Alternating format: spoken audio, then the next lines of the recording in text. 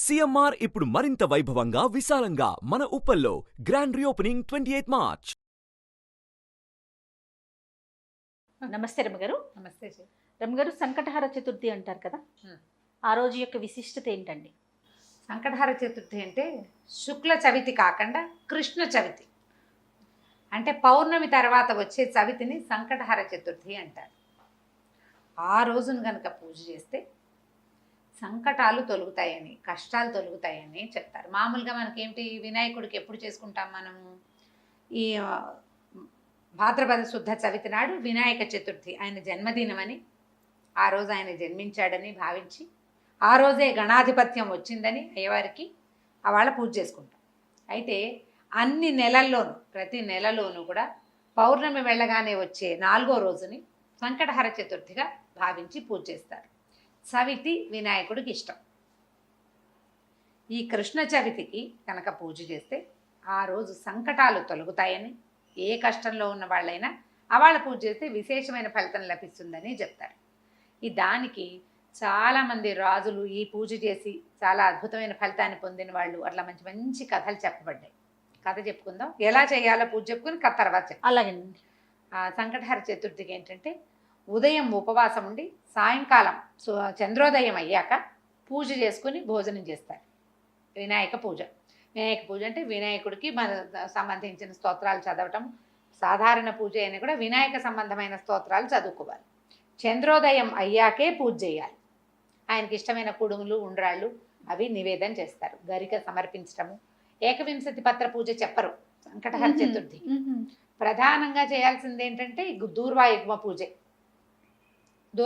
ఎక్కువ లేవు, 21 దూర్వాంకురాలు లేవు. 2 దూర్వాంకురాలైనా సరే సమర్పించి పూజ చేసుకోవాలి.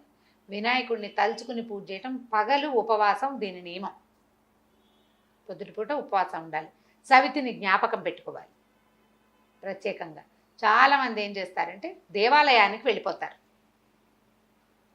చవితి నాడు సాయంకాలం దేవాలయానికి వెళ్ళిపోతే వినాయకుడికి పూజ చేస్తారు. దగ్గరుండి పూజ చేసేసుకుని ఇంటికి వచ్చి భోజనం చేసేయచ్చు. ఇంట్లోనే అలా చేసుకుందాం అని భావించేవాళ్ళు కుడుములు కానీ, ఉండ్రాళ్ళు కానీ ఏదైనా ఒక పదార్థం చేసుకోవటం. సూర్యాస్తమయం అయ్యాక దీపారాధన చేసుకుని చంద్రోదయం అవుతుండగా గణపతి పూజ. మన దగ్గర ఎట్లాగో గణపతికి సంవత్సరం అంతా చేసుకునే పూజ పుస్తకం ఉంటుంది కదా, ఏటా చేసుకునేది. ఆ పుస్తకం ఆధారంగానే చక్కగా చదువుకోవటం, స్తోత్రం, ఆయనకి పూజ అది సమర్పించి తర్వాత నైవేద్యం పెట్టి హారతి ఇచ్చి ఇవాళకి అయిపోయింది భోజనం చేయటం. అది ఎట్లా అంటే ప్రతి నెల కనుక చేస్తే చాలా విశేషమైన ఫలితాన్ని ఇస్తుంది. పిల్లలు ఇబ్బందుల్లో ఉన్న వాళ్ళకి సంతానం తాలూకు ఇబ్బందులు తొలుగుతాయి. సంసారపు కష్టాలు వాళ్ళకి తొలుగుతాయి. వ్యాపారంలో ఎన్నిసార్లు మొదలుపెట్టినా వ్యాపారం ఆగిపోయేవాళ్ళు, తర్వాత ఉద్యోగార్థులు, ఏ ఉద్యోగము రాని వాళ్ళు, అలాంటి వాళ్ళు ఈ సంకటహార చతుర్థి చేస్తే, అది ఎట్లా చేస్తామంటే వినాయక చవితి నాడు చవితి చేసుకుంటాం. అవునండి కదా. వినాయక చవితి తాలూకు పౌర్ణమి వెళ్ళాక మనకి పెద్దల రోజులు మొదలవుతాయి. మహాలయ పక్షాలు. మహాలయ పక్షాల్లో మొదలు పెట్టరు. మహాలయ పక్షాలు అంటే పెద్దల రోజులు అంటారు, పితృపక్షాలు కదా. అందుకని భాద్రపదం వెళ్ళాక ఆశ్వీజ చవితి నుంచి మొదలు పెట్టుకోవాలి. సాధారణంగా 5 చవితులు చేసుకోవటం, లేకపోతే 9 లేదా 11 చవితులు చేయటం. 11 అంటే మనం ఆశ్వీజం మొదలు పెట్టామనుకోండి, ఆశ్వీజము, కార్తీకము, మార్గశిరము, పుష్యము, మాఘం 5 రోజులు, 5 నెలలు. తర్వాత చైత్రము, వైశాఖము, జ్యేష్టము, ఆషాఢము, శ్రావణము, అక్కడికి 10 రోజులు, 10 నెలలు. తర్వాత వచ్చేది ఏమిటి? వినాయక చవితి. శ్రావణం తర్వాత వచ్చేది వినాయక భాద్రపదం. ఇది 10 కృష్ణ చతుర్థులు చేసి 11వది ఈ శుక్ల చతుర్థి మన వినాయక చవితితోటి పూర్తి చేసుకోవచ్చు. ఒకవేళ ఏడాదంతా చేయదలుచుకున్న వాళ్ళు కనుక ఇట్లా చేయొచ్చు, ఇలా చేసుకోవచ్చు. లేదా 5 చవితులు చేసుకుంటున్నా సరే. కొంతమంది 2 చవితులు చేసే విధానం కూడా ఉంది. ఒకటి సంకష్టహర చతుర్థి చేసుకోవటం, ముందు చవితి కూడా ప్రతి నెలలో వచ్చే 2 చవితులు వినాయక పూజ చేసుకోవటం, వినాయకుడికి దేవాలయానికి వెళ్ళటం. ఒకవేళ చవితులు చేసుకోవటం మా ఇంట్లో లేదండి, మా వాళ్ళు ఎవరు చేసుకోరు, మొదలు పెట్టాలంటే భయం వేస్తుంది, కొంతమంది కొత్తగా మొదలు పెట్టడానికి భయపడతారు కదా, అలాంటి వాళ్ళు ఈ చవితి నాడు జ్ఞాపకం పెట్టుకుని దేవాలయానికి వెళ్ళి దర్శనం చేసుకోండి. పిల్లల ఇబ్బందులు ఏమైనా ఉంటే పిల్లల్ని కూడా ఈ దేవాలయానికి తీసుకెళ్ళి చక్కగా నమస్కారం చేయించి, 10 గుంజీలు చేయించి వాళ్ళతో ప్రదక్షిణ చేయించి నమస్కారం చేయిస్తే సంకటాలు తొలుగుతాయి అని చెప్తారు. దీనికి పూర్వ కథ ఏం చెప్తారంటే, కృతవర్మ అని ఒక రాజుగారు ఉండేవాడు. ఆయనకి భార్య చక్కగా భార్య ఉండేది, చాలా అన్యోన్యమైన దాంపత్యం. చాలా కాలం ఆయనకి పిల్లలు పుట్ల, పిల్లలు కలగలేదు.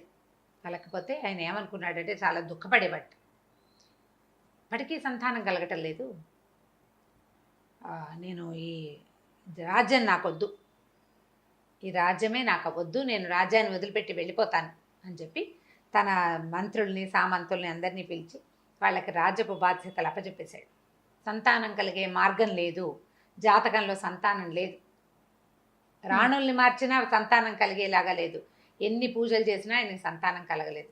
అప్పుడు ఏం చేశారంటే భార్యాభర్త ఇద్దరు వెళ్ళిపోయారు అడవికి. మొత్తం ఈ సంపద అంతా కూడా ఈ మంత్రులకు అప్పచెప్పేసి జాగ్రత్తగా చూసుకోండి అని, ప్రాయోపవేశం చేయడానికంటే తపస్సు చేసుకుంటూ మరణించడానికి ఓహో వెళ్ళి అడవుల్లో ఉండిపోయారు. ఉండిపోతే నారద మహర్షి ఒకసారి అక్కడ చూశాడు వీళ్ళని. ఏమిటి సంగతి అంటే, వీళ్ళు ఇంకా ఏమైందంటే మొదట్లో కందమూలాలు తినేవాళ్ళు క్రమంగా భార్యాభర్త ఆకులలమలు తింటూ మరణానికి దగ్గరగా ఉన్నారు వాళ్ళు.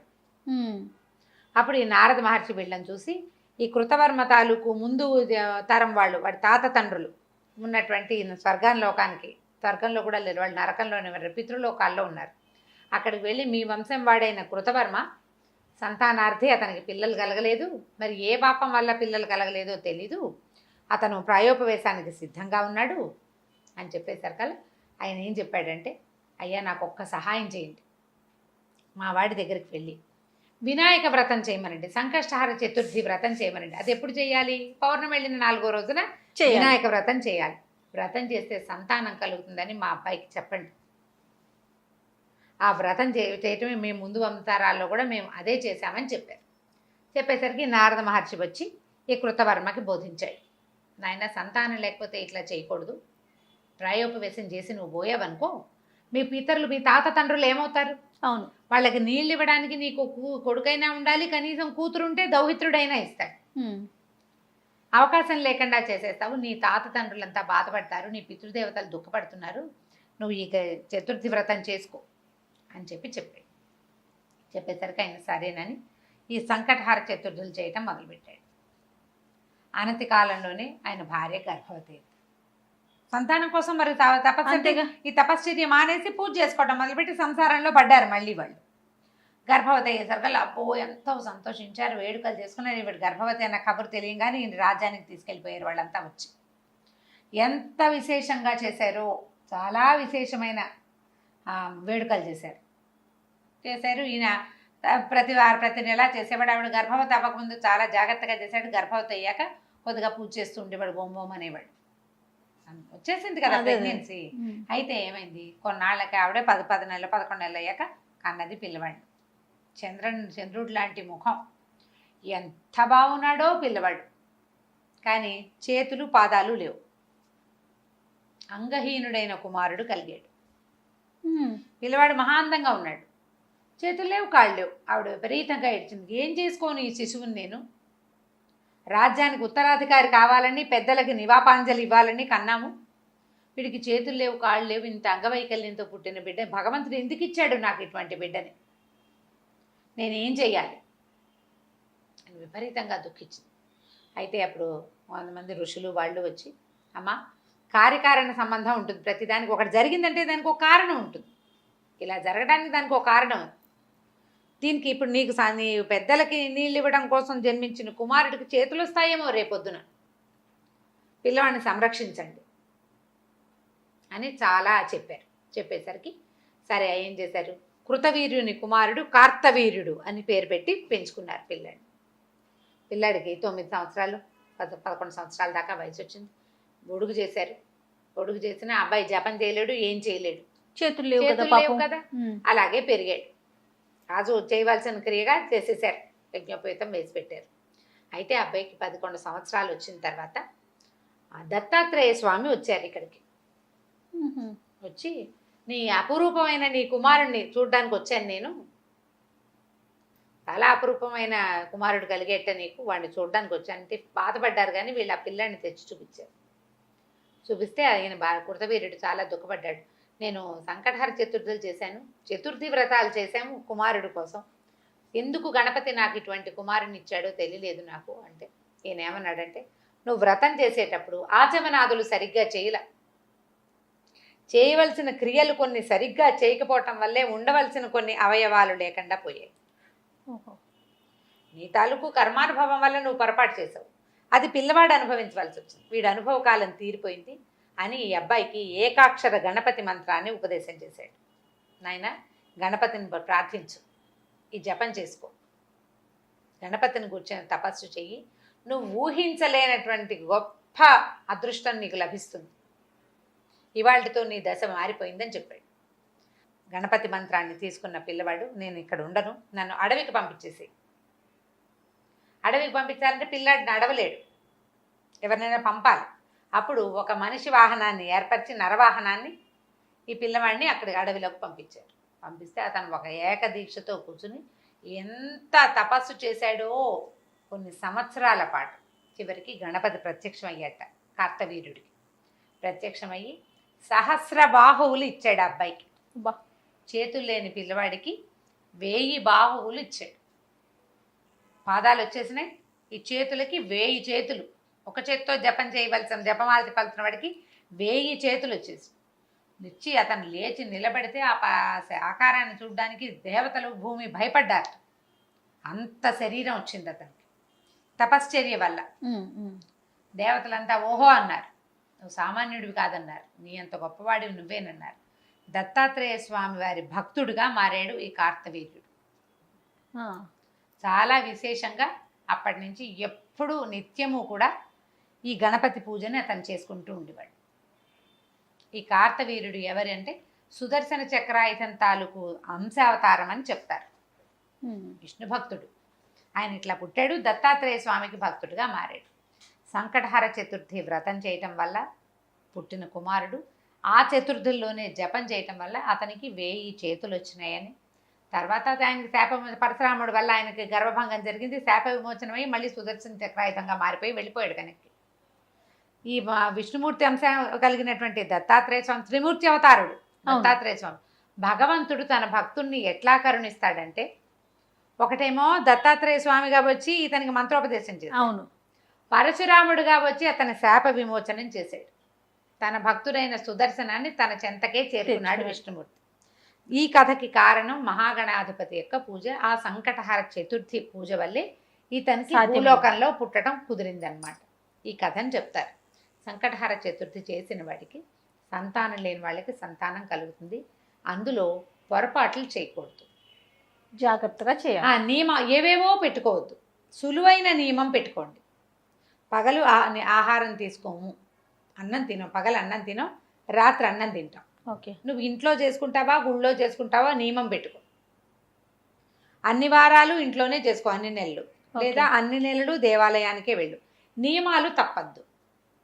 అంతకంటే పెద్ద హడావిడి ఏం లేదు అందులో, చాలా సింపుల్. పగలు ఉపవాసం ఉంటాం, సాయంకాలం చక్కగా కుడుములు వండుకుంటాం, బియ్యపు రవ్వ ఉడికించి వాటిని ఉండలు చేసుకుని దాన్ని మళ్ళీ ఇంకొకసారి ఉడికించి అది ఏమంటారు ఆవిరిలో పెడితే కుడుములు తయారైపోతాయి. వినాయకుడికి కుడుములు నివేదన చేసుకోండి ఇంట్లో చేసుకునేటట్టయితే. దేవాలయానికి వెళ్తే ఎట్లాగో పళ్ళు ఫలాలు పట్టుకెళ్తారు, అక్కడ చేసే విధానం ప్రకారం అక్కడ పూజా విధానం జరిగిపోతుంది. చొక్కొచ్చాక తినాలి. నేను ఇవి ఏవి చేయలేనండి అంటే గణపతికి దండం పెట్టుకోండి, మీకు చాతొచ్చిన స్తోత్రం చదువుకోండి, కుడుములు ఎద్దు, అరటిపళ్ళు కొబ్బరికాయ నివేదన చేసుకోండి, పొద్దున్న చేయండి, సాయంకాలం దీపం పెట్టుకున్నాక భోజనం చేయండి.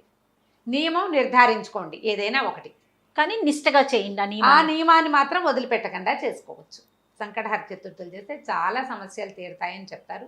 సంకటహర వినాయక స్తోత్రం ఒకటి ఉంది, దాన్ని చదువుకుంటే చాలా ఫలితం లభిస్తుంది. ఈ పూజ చేసుకునే వాళ్ళకు కూడా అన్ని రకాల ఫలితాలు లభిస్తాయి. చాలా విశిష్టత ఉంది అయితే కదా రమ్మగారు? అవును, తప్పకుండా అండి. నమస్తే. నమస్తే జయ. సుమన్ టీవీలో మీ పర్సనల్ అండ్ బిజినెస్ ప్రమోషన్స్ కోసం కింది నెంబర్కి కాంటాక్ట్ చేయండి.